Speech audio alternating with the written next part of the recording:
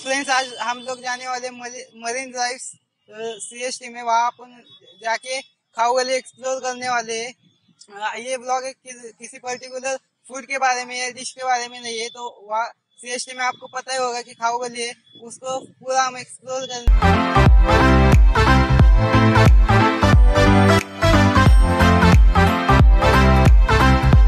तो भाई लोग, पीछे का जो एरिया है वो खाऊगली का एरिया है। CST खाऊगली का नाम से जाना जाता है। तो इसमें डिफरेंट टाइप्स ऑफ फूड आपको खाने को मिलेगा, जैसे पानी पूरी वगैरह, पिज़्ज़ा, बर्गर्स, फिर फ्रैंकीज, पाव भाजी एंड पानी पूरी वगैरह। तो हम अंदर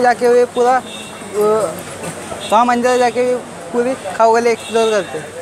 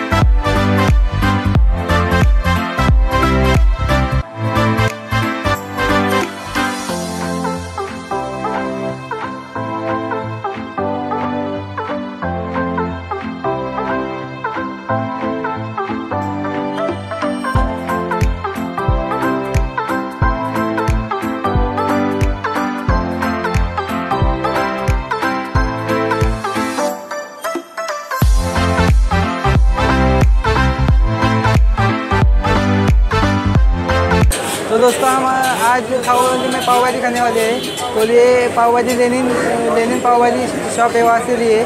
तो मैं उसका एड्रेस भी बताऊंगा। और ये कोई प्रमोशन नहीं है, पेड प्रमोशन नहीं है, हमारी जेन्युइन राय है खाऊगली के बारे में।